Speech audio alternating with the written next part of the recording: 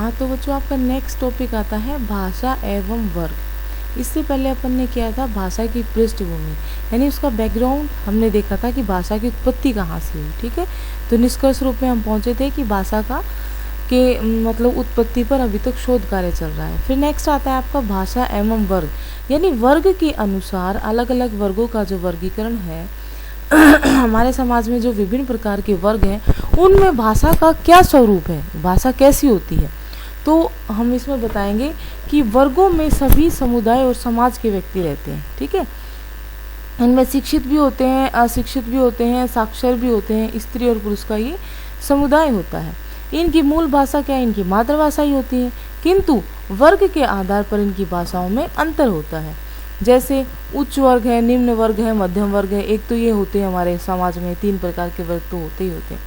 तो जो उच्च वर्ग वाले व्यक्ति हैं वो शिक्षित होते हैं, ठीक है, और कुलीन परिवारों से संबंधित होने के कारण इनकी बोलियों में और भाषा में शिष्टता रहती है। अधिकतर देखा जाए तो ये बात यहाँ पर थोड़ी सी मतलब सही साबित होती है कि अगर उच्च वर्ग के लोग, क्योंकि उनके पास वही सारी सुविधाएं हैं, तो वो अच्छी से अच्छी हाई एजुकेशन जो है वो मतलब प्राप्त कर सकते हैं। फिर उसके आधार पर उनके व्यवहार में उसी तरह से चेंजेस आ जाते हैं। फिर आता है मध्यम वर्गीय मध्यम वर्गीय सदस्य अपनी मातृभाषा और राष्ट्रभाषा व संपर्क भाषा का प्रयोग करते हैं। इस वर्ग में शिक्षा का अधिक विकास होने के कारण भाषा में शुद्धता रहती है। अन्य व्यक्तियों से संपर्क होने के कारण अन्य भाषाओं के शब्दों का प्रयोग भी उनके द्वारा कर लिया जाता है। ऐसे तो देखो उच्च वर्ग में भी आ सकती है यही बात कि उन लोगों का भी संपर्क होता है, तो उनसे संपर्क होने के कारण उनकी भाषा में भी जो है कुछ वर्ड्स को लेकर चेंजेस आ जाती हैं। फिर उसके बाद आता है निम्न स्तरीय वर्ग। तो निम्न स्तरीय वर्ग के व्यक्ति क्या है, बोलचाल में अपनी स्थानीय बोली के साथ साथ मातृभाषा का भी प्रयोग करते हैं और यह वर्ग काम धंधे की दृष्टि से दूसरे स्थान पर जाता है तो वहाँ की भाषा को ग्रहण कर लेता है। ठीक है, जहाँ पर जैसे भाई जिन लोगों का भाई परमानेंट घर नहीं होता तो वो लोग जैसे थोड़े दिन कहीं पे रहते हैं, तो फिर जैसे जहाँ जिस क्षेत्र में रहते हैं वहाँ की जो मातृभाषा के शब्द हैं उनको अपनी भाषा में शामिल कर लेते हैं। ठीक है, फिर इसके बाद हम निष्कर्ष रूप में कहेंगे भाषा से व्यक्ति के क्षेत्र का पता लग जाता है। ठीक है, हमारे देश में अनेक भाषाएं हैं, किंतु अब संपर्क भाषा के रूप में प्राय हिंदी सारे भारत में बोली जाती है। समाज में किसी वर्ग विशेष की कोई अकेली भाषा नहीं होती, बल्कि उनकी बोलियों में भिन्नता होती है। ठीक है, ये आपका टॉपिक इतना ही था, भाषा एवं वर्ग, क्योंकि ये छोटे छोटे टॉपिक्स हैं, कम मार्क्स के आते हैं। अब आपका लॉन्ग क्वेश्चन बनता है भाषा में साहित्य की भूमिका, यानी आपको इन दोनों का संबंध बताना है, इन दोनों का अंतर बताना है और आपको बताना है कि भाषा क्या है, साहित्य क्या है, भाषा साहित्य का आपस में मतलब ये कितने मतलब एक दूसरे से जुड़े हुए हैं, एक दूसरे की कितनी महत्ता है इनकी एक दूसरे के साथ। ठीक है, तो सबसे पहले हम बता देंगे भाषा का अर्थ। ये मैं आपको पहले बता चुकी हूँ, तो आप थोड़ा सा भाषा का अर्थ लिख देंगे कि भाषा शब्द की उत्पत्ति संस्कृत धातु संस्कृत भाषा के भाष धातु से हुई है। ठीक है, भाषा का अर्थ है अपने भावों को, विचारों का विनिमय करना। ठीक है, और दूसरों के भावों को समझना। ठीक है, थोड़ा सा बता के उसके बाद फिर आप साहित्य का अर्थ बताएंगे साहित्य का अर्थ किसी भाषा के माध्यम से जो भाव या विचार व्यक्त किए जाते हैं उसे साहित्य कहते हैं। किसके माध्यम से, भाषा के माध्यम से क्या व्यक्त किया जाता है, भाव या विचार। एक तो हम करते हैं वर्बली, ठीक है, मौखिक रूप में, वो तो हो गया हमारा भाषा का मौखिक रूप। और लेकिन जब हम उन्हीं भाव और विचारों को व्यक्त करते हैं लिख कर, तो उसे साहित्य कहते हैं, क्योंकि साहित्य में लिखित रूप होता है ना अब आगे हम देखेंगे साहित्य शब्द का अर्थ क्या है। व्युत्पत्ति के आधार पर साहित्य शब्द का अर्थ है साहित, अर्थात जो हित के साथ हो, जिसमें हित शामिल हो। एवं साहित्य के विद्वानों तथा शिक्षाविदों के द्वारा साहित्य की निम्न परिभाषाएं दी गई हैं। ये परिभाषाएं आपको करनी है, अच्छी हैं, इम्पोर्टेंट है, और परिभाषाएं आपको आवश्यक रूप से करनी होती है। खासकर जो लॉन्ग क्वेश्चंस होते हैं उनमें 2 डेफिनेशन तो कम से कम होनी चाहिए।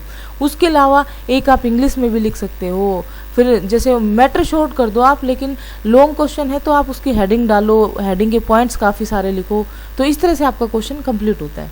तो गंगा प्रसाद पांडे जी ने क्या कहा है, साहित्य विचारशील आत्माओं की अमर अभिव्यक्ति है। ठीक है, साहित्य क्या है? एक अमर अभिव्यक्ति है। मतलब मनुष्य तो मर जाता है लेकिन उसके द्वारा लिखा हुआ जो साहित्य वो उसे अमर रखता है, यानी उसका नाम हमेशा रहता है। उसमें जीवन संबंध उन विशेष विचारों का संकलन होता है जो हमारे यथार्थ जीवन को प्रगति देते हैं।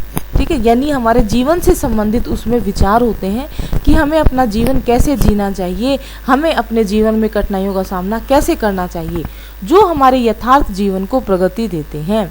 वास्तव में साहित्य शब्द हमारा जीवन है, क्योंकि सभी साहित्यकार जीवन की जटिलता, विरसता एवं सरसता का उपयोग करने के बाद ही उसको अपनी शब्द सीमा में बांधने का प्रयत्न करते हैं। इसका अर्थ है कि जब कोई साहित्यकार, देखो साहित्यकार बनना, लेखक, निबंधकार, कहानीकार ऐसे ही नहीं कि कुछ भी उठा के हमने लिख दिया। ये भी जो साहित्यकार, लेखक, निबंधकार होते हैं, ये भी गूढ़ चिंतन करते हैं किसी भी बात को लिखने के लिए, किसी भी विषय को उठाने के लिए। जैसे कवि तो ठीक है, हम कहते हैं वो अपनी कल्पना में खोए रहते हैं, लेकिन कवियों को भी ये समाज पागल कहता है क्योंकि वो अपनी कल्पना में खोए रहते हैं। इसी तरह से जो साहित्यकार हैं, निबंधकार हैं, उन्हें भी किसी भी चीज़ पर कुछ लिखने के लिए उसमें जो है अपने विचारों का मंथन करना पड़ता है। तो इसमें यही बात बताई गई है कि सभी साहित्यकार जीवन की जटिलता, यानी जीवन में आने वाली परेशानियाँ, कठिनाइयाँ, विरसता और सरसता, यानी नीरस और सरस, यानी अच्छी और बुरी बातें, इन सब का प्रयोग करके ही उसको अपनी शब्द सीमा में बांधते हैं। ठीक है, उसके बाद आता है रविंद्रनाथ टैगोर जी। इन्होंने साहित्य के बारे में क्या कहा है? साहित्य शब्द से साहित्य में मिलने का एक भाव देखा जाता है।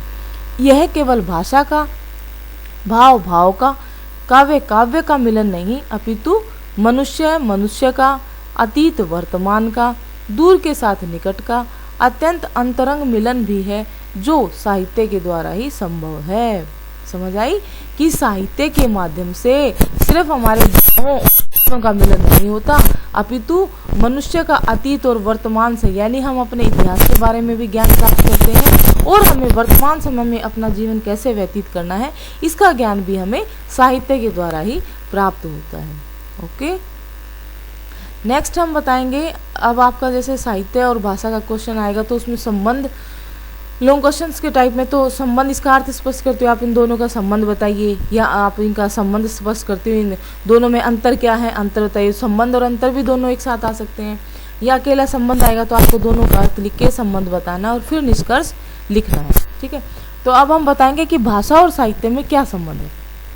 सबसे पहला पॉइंट लिखेंगे, भाषा और साहित्य का अन्योनाश्रित संबंध है। अन्योनाश्रित यानी एक दूसरे के बिना ये नहीं रह सकते, एक दूसरे पर ये पूरी तरह से डिपेंड है।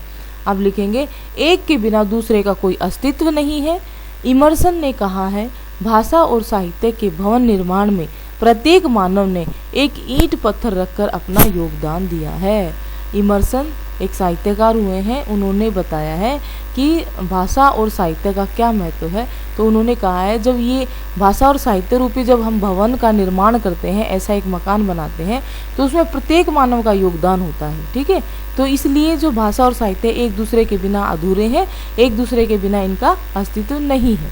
नेक्स्ट आता है, भाषा तो केवल अभिव्यक्ति है और साहित्य हितकारी है। देखो, भाषा से हमें क्या है, अपने भाव और विचारों की अभिव्यक्ति करते हैं, लेकिन साहित्य क्या है? साहित्य उत्तम भावों और विचारों को सुरक्षित रखता है।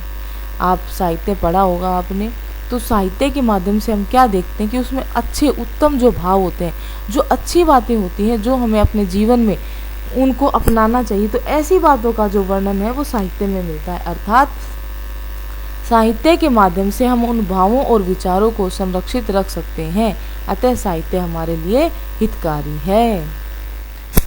नेक्स्ट आता है, भाषा पर आश्रित होते हुए भी साहित्य भाषा को सुरक्षित रखता है।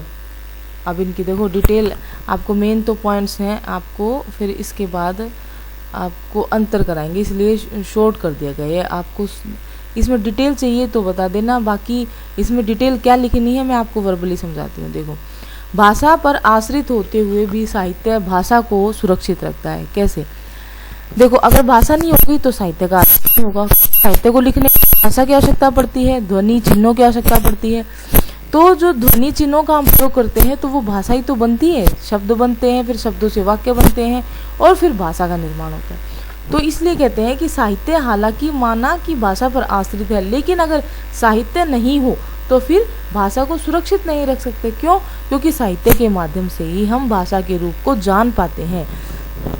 भाषा किस प्रकार की थी, किस प्रकार की है और इसमें कैसे शब्दों का प्रयोग किया गया है। तो ये क्या है? भाषा का स्वरूप है, जो हमें किसके माध्यम से पता चलता है? साहित्य के माध्यम से। जब हम साहित्य का अध्ययन करते हैं तब भाषा का स्वरूप पता चलता है। ठीक है, तो इसलिए साहित्य क्या है? वो भाषा को भी सुरक्षित रखता है। नेक्स्ट आता है साहित्य के विस्तृत और गहन अध्ययन से ही भाषा पर पूर्ण अधिकार। अब इसमें वो बात आ जाती है कि आपको किसी भी क्षेत्र की, राज्य की, देश की अगर आपको भाषा जाननी है पूरी तरह से, तो आपको उस राज्य या देश का जो साहित्य है उसका अध्ययन करना पड़ेगा। तो उसका आपको अध्ययन कैसे करना है? विस्तृत रूप से और गहन, यानी गहराई से। ये नहीं कि भाई हमने कुछ पेज पढ़े या थोड़ा बहुत नॉलेज थोड़ा बहुत ज्ञान ग्रहण किया और हमें भाषा का ज्ञान हो गया, ऐसा नहीं है। अगर भाषा को आप पूर्ण रूप से अच्छी तरह से ज्ञान प्राप्त करना चाहते हैं, किसी भी देश की भाषा के बारे में आप पूरी तरह से जानना चाहते हैं, तो आपको वहाँ के जो साहित्यिक जो रचनाएं हैं उनको आपको विस्तार रूप से और गहन रूप से अध्ययन करना होगा। नेक्स्ट आता है अपना साहित्य समाज का दर्पण है और भाषा समाज में ही पनपती है। ठीक है, वही बात आ गई, शब्दों का हेरफेर है, मीनिंग वही निकलता है कि साहित्य समाज का दर्पण है। दर्पण मीन्स जिसमें सब कुछ साफ दिखाई दे। तो साहित्य क्या है? भाषा के द्वारा सुरक्षित है और ये भाषा को भी सुरक्षित रखता है। तो जब साहित्य को हम पढ़ते हैं, किसी भी साहित्य को, तो उससे हमें उस समाज के बारे में, उस समाज की संस्कृति, उस समाज की राजनीतिक, उस समाज की सारी गतिविधियों का हमें ज्ञान हो जाता है। किसके द्वारा? साहित्य के द्वारा। इसलिए साहित्य को समाज का दर्पण कहा गया है। जिस तरह से कहा जाता है कि face is the mirror of soul, यानी कि हमारा चेहरा क्या है? हमारे आत्मा का दर्पण है। हमारे भीतर जो मनोभाव उठते हैं वो हमारे चेहरे पर स्पष्ट दिखाई देते हैं।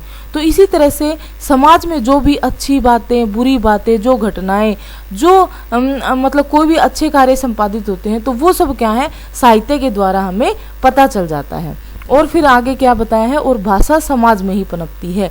और समाज का तो दर्पण है साहित्य, और जो भाषा है वो किस में पनपती? समाज में, क्योंकि जो समाज के लोग हैं वही तो भाषा बोलेंगे ना, क्योंकि मनुष्य जो है एक सामाजिक प्राणी है और सामाजिक प्राणी होने के नाते वो जो भाषा बोलता है तो उस भाषा के द्वारा उसके साहित्य का निर्माण होता है और उस साहित्य का अध्ययन करके ही हम समाज को के बारे में जान पाते हैं। नेक्स्ट आता है आपका भाषा और साहित्य एक दूसरे के पूरक और सहायक हैं। ठीक है, एक दूसरे के पूरक और सहायक, यानी फिर से वही बात आ रही है कि एक दूसरे के बिना ये अधूरे हैं, ये एक दूसरे के सहायक हैं। अगर भाषा नहीं होती तो साहित्य की रचना ही नहीं हो पाती, और अगर साहित्य नहीं होता तो फिर भाषा का रूप जो है, जो वास्तविक रूप, उसको हम सुरक्षित नहीं रख सकते थे। क्योंकि हमारे जो पूर्वज हैं, जो हमसे पहले हुए जो इतिहासकार हैं, जिन्होंने साहित्य लिखे हैं, बड़े बड़े साहित्यों की जो रचना की है वो भाषा के आधार पर ही की है। तो भाषा क्या है? साहित्य का आधार, और साहित्य क्या है? भाषा को सुरक्षित रखने का आधार। तो हो गए ना एक दूसरे के सहायक, एक दूसरे के पूरक, एक ही सिक्के के दो पहलू, एक के बिना दूसरा अधूरा, एक के बिना दूसरे का अस्तित्व नहीं। ठीक है, नेक्स्ट आता है आपका साहित्य के प्रति रुचि उत्पन्न करना। अब जो भाषा का जो काम है वो क्या है? वो साहित्य के प्रति रुचि उत्पन्न करती है। अब कैसे? साहित्य में अभिरुचि बढ़ाने में विद्यालय में बहुत सी क्रियाएं कराई जाती हैं, जैसे को करिकुलर एक्टिविटीज़ हैं, है ना, करानी चाहिए। जैसे पाठ्यक्रमेतर क्रियाएं, यानी पढ़ाई के साथ साथ जो और अन्य जो सांस्कृतिक गतिविधियां होती हैं, जैसे नाचना है, खेलना है, कूदना है, कंप्यूटर की पढ़ाई है, और जी जैसे आजकल जो स्कूलों में सिस्टम किया है कि ओनली पढ़ाई ही पढ़ाई नहीं, आपको उसके साथ साथ हाँ, तो आपको बता रहे थे ना, पाठ्यक्रमेतर क्रियाएं करानी चाहिए। जैसे एकांकी नाटक है, प्रतियोगिताएं हैं, है ना, निबंध प्रतियोगिताएं हैं, कविता पाठ प्रतियोगिता है, कवि सम्मेलन है, कवि गोष्ठी है, अंत्याक्षरी है, और जैसे कि सांस्कृतिक गतिविधियां भी कराई जाती हैं, नाचना, गाना, खेलना, कूदना। ये सब क्या है? ये साहित्य में अगर आपको रुचियां बढ़ानी है, बच्चों को साहित्य के प्रति रुझान उत्पन्न करना है, तो आपको जैसे एकांकी नाटक है तो उससे पता चलेगा बच्चे को कि एकांकी नाटक क्या होता है, इसकी रचना किस प्रकार से होती है, इसमें कितने पात्र होते हैं और इसमें कैसे किस तरह के डायलॉग्स होते हैं और प्रतियोगिताएं जो कराई जाती है वो इस तरह से, मतलब ये जो प्रतियोगिताएं ये ऐसी जो है जो ये साहित्य से रिलेटेड है। तो जब साहित्य से संबंधित हम विद्यालयों में ये जो गतिविधियां कराएंगे तो इससे क्या है, बच्चों में साहित्य के प्रति रुचि उत्पन्न होगी और वो किसके माध्यम से होगी, भाषा के माध्यम से। ठीक है, उसके बाद आपका नेक्स्ट आता है टॉपिक भाषा और साहित्य में अंतर। अब इन दोनों में पहले तो हमने संबंध बता दिया, उसके बाद आप संबंध का ऑपोजिट कर लीजिए या इनमें अंतर बताने के लिए जैसे आप जो आपने संबंध में पढ़ा है उसको आप थोड़ा इस तरह से मतलब व्यक्त कीजिए कि उसमें ऐसा लगे कि हाँ इन दोनों में अंतर भी है। वो कैसे, अब देखो सबसे पहले भाषा का पॉइंट बताएंगे। नंबर 1, भाषा संप्रेषण का माध्यम और साधन है। ठीक है, संप्रेषण का माध्यम मतलब कम्युनिकेट टू ईच अदर, यानी भाषा के द्वारा हम अपने भावों को विचारों को दूसरों को संप्रेषित करते हैं और दूसरों के भावों और विचारों को समझते हैं। और साहित्य क्या है, साहित्य केवल अभिव्यक्ति का स्वरूप है, यानी साहित्य के अंदर जो लिखी हुई बातें हैं वो सिर्फ और सिर्फ अभिव्यक्ति करती हैं, मतलब वो सिर्फ उस समय के समाज के बारे में जो साहित्यकार बताना चाहता है सिर्फ उसकी अभिव्यक्ति करते हैं। लेकिन आपको साहित्य पढ़ने के बाद आपकी जो मानसिक सोच है, जो आपकी दशा है वो कैसी है, इस बात का साहित्य से कोई लेना देना नहीं है, साहित्य का कोई लेना देना नहीं है। जबकि भाषा का इससे विपरीत रूप है। ठीक है ना, भाषा जो है हम भाषा के द्वारा हम अभिव्यक्त भी करते हैं अपनी बातों को और दूसरों की अभिव्यक्ति को भी अनुभव करते हैं। नेक्स्ट है, भाषा एक विज्ञान है। ठीक है, और साहित्य एक कला है। भाई साहित्य की रचना करना हर किसी के बस की बात नहीं है। साहित्य की रचना करना एक कला है, एक आर्ट मानी गई है इस चीज़ को, साहित्यिक रचनाएं करना। लेकिन भाषा तो क्या है, एक साइंस है, मतलब एक आपको ज्ञान के आधार पर आप भाषा को किसी भी क्षेत्र में किसी भी राज्य से ग्रहण कर सकते हैं। तो इसके लिए आपको एक मतलब ऐसा नहीं कि आपको स्पेशल कोई वो ट्रेनिंग लेनी पड़ेगी या कुछ। हाँ भाई कुछ ऐसी हैं टिपिकल लैंग्वेज जिनके लिए आपको ट्रेनिंग लेनी पड़ती है, लेकिन जनरली अगर देखा जाए हमारे समाज में हमारी मातृभाषा है, हमारे समाज में बोले जाने वाली भाषाएँ हैं, हमारे राज्य में बोली जाने वाली, तो वो आप इजीली सीख सकते हैं। नेक्स्ट आता है, भाषा का ज्ञान तथा बोध जो है वो वस्तुनिष्ठ होता है और जबकि साहित्य में अभिव्यक्ति का स्वरूप व्यक्तिनिष्ठ होता है। ठीक है, यानी भाषा का जो ज्ञान और बोध जो है वो वस्तुनिष्ठ होता है, यानी वस्तु के आधार पर प्रमाणित होता है भाषा का ज्ञान। ठीक है, और साहित्य में जो अभिव्यक्ति का स्वरूप है, यानी साहित्य के माध्यम से जो लेखक कहना चाहता है, जो साहित्यकार बताना चाहता है वो व्यक्तिनिष्ठ होता है, यानी वो जो सिर्फ एक व्यक्ति जो साहित्य की रचना कर रहा है वही अपने विचारों की अभिव्यक्ति दे सकता है सामाजिक घटना पर, सामाजिक स्वरूप पर, सांस्कृतिक इतिहास पर, जिस भी विषय पर। ठीक है, जबकि भाषा में ऐसा नहीं है। फिर आता है, भाषा के अंतर्गत व्याकरण, वाक्य संरचना, अक्षर, लिपि, स्वर आदि आते हैं। ठीक है, क्योंकि भाषा का आधार ही व्याकरण है और व्याकरण के आधार पर ही भाषा का निर्माण होता है। जबकि साहित्य में क्या है, साहित्य के अंतर्गत क्या आता है, गद्य आते हैं, पद आते हैं, कहानी आती हैं, नाटक आते हैं, उपन्यास आदि आते हैं। तो हो गया ना दोनों में चेंज। फिर आता है, भाषा में विशिष्ट नियमों का अनुसरण किया जाता है। ठीक है, ये देखो 5th पॉइंट, भाषा में विशिष्ट नियमों का अनुसरण किया जाता है जिससे संप्रेषण में शुद्धता रहती है। विशिष्ट नियमों का अनुसरण कि भाई भाषा का निर्माण आपको पता है कि व्याकरण के नियमों के द्वारा ही होता है, तो जो व्याकरण के विशिष्ट नियम हैं उनके आधार पर ही भाषा का निर्माण होता है जिससे संप्रेषण में शुद्धता, संप्रेषण यानी जब हम अपने भावों को विचारों को व्यक्त करते हैं दूसरे के सामने तो वो इजीली समझ जाता है। और अगर उसका निर्माण व्याकरणिक नियमों पर नहीं होगा तो हमें अपनी बात को समझाने में दिक्कतों का सामना करना पड़ेगा। जबकि साहित्य में क्या है, विशिष्ट नियमों का अनुसरण नहीं होता, उनके स्वरूप भिन्न भिन्न होते हैं, है ना। भाई कहानी, नाटक, उपन्यास आपको लिखना है, आप अपने मन से, आपके मन में जो विषय है आपने कहानी बना दी, उस पर आपने कविताएं लिख दी, तो इसमें आपको कोई ऐसा नहीं है कि आपको ये नियम हो और इस नियम के तहत ही आपको कविता की रचना करनी है, कहानी की रचना करनी है, ऐसा नहीं है। जैसा कि भाषा का होता है, भाषा जो है विशिष्ट नियमों के आधार पर उसका निर्माण होता है, लेकिन साहित्य में ऐसा किसी भी प्रकार का कोई विशेष नियम नहीं होता। नेक्स्ट आता है आपका 6 पॉइंट, भाषा संप्रेषण के स्वरूप तथा उसकी संरचना प्रकट करती है। संप्रेषण का स्वरूप यानी आप अपने भावों विचारों को किस प्रकार से प्रकट कर रहे हैं और उनकी संरचना और उसका निर्माण जो है वो किस प्रकार से हुआ, तो वो हमें जो है भाषा के माध्यम से पता चलता है। और साहित्य क्या है? साहित्य समाज और राष्ट्र का स्वरूप प्रस्तुत करता है, ठीक है। ये किसी व्यक्ति वस्तु स्थान का नहीं, ये बल्कि जो विशेष जो समाज है, जिस प्रकार की सामाजिक घटनाएं हैं, जिस प्रकार की राष्ट्रीय संस्कृति सांस्कृतिक गतिविधि है, तो उसके स्वरूप को बताता है, ठीक है। जबकि भाषा क्या है? संप्रेषण के स्वरूप को बताती है। फिर आता है भाषा शिक्षण से ज्ञान, बोध तथा कौशलों, 7वां पॉइंट है, कौशल होते हैं, लिखना, बोलना, ठीक है, आदि इन उद्देश्यों को प्राप्त करते हैं। यानी जब आपको भाषा की ट्रेनिंग मिल जाती है, जब आपको भाषा का ज्ञान हो जाता है, तो हमें जो है ना ये जो उद्देश्य होते हैं भाषा को सीखने के, कि भाई हमें लिखना आ जाए, हमें बोलना आ जाए, हमें पढ़ना आ जाए और हम दूसरे के भावों को समझ सकें, तो ये जो उद्देश्य होते हैं भाषा शिक्षण के, वो प्राप्त होते हैं, मतलब उनकी हमें प्राप्ति हो जाती है। जबकि साहित्य क्या करता है? साहित्य के शिक्षण से ज्ञान, बोध और सौंदर्य की अनुभूति, ये जो इसके उद्देश्य हैं उनको प्राप्त किया जाता है, ठीक है। साहित्य के उद्देश्य अलग हैं साहित्य शिक्षण के, और भाषा शिक्षण के उद्देश्य होते हैं लिखना और बोलना, और साहित्य शिक्षण के वो होते हैं उद्देश्य कि सौंदर्य की अनुभूति, यानी साहित्य को पढ़कर पाठक को एक सौंदर्य की अनुभूति होती है, जैसे कहानी है, कविताएं हैं, नाटक है, जिस आधार पर इनकी रचना की गई है, तो पाठक ये चाहता है, लेखक ये चाहता है कि पढ़ने वाले को इसके अंदर जिन चीज़ों का वर्णन किया गया है उस सौंदर्य की अनुभूति हो, ये साहित्य का उद्देश्य होता है। नेक्स्ट और लास्ट पॉइंट आता है आपका कि भाषा विज्ञान का स्वरूप सुनिश्चित है और इसके स्वरूप का विकास होता है, ठीक है। जैसे आपने बताया था भाषा के विकास में कि भाई भाषा का स्वरूप जो है निरंतर परिवर्तित होता रहता है, ठीक है, क्योंकि change is the law of nature, परिवर्तन ही प्रकृति का नियम है। जबकि साहित्य का स्वरूप एकदम इससे विपरीत है, वो सुनिश्चित नहीं है, यह सामाजिक परिवर्तन के साथ परिवर्तनशील है।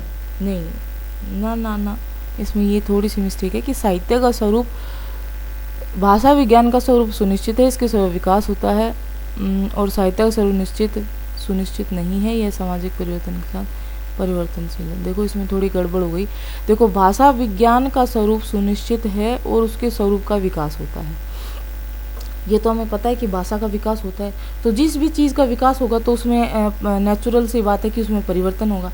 लेकिन साहित्य का स्वरूप जो है वो सुनिश्चित नहीं है, ये इस बात इस आधार पर कही गई है, सुनिश्चित नहीं से मतलब ये बताया गया है कि जो साहित्य का स्वरूप है वो सुनिश्चित क्यों नहीं है।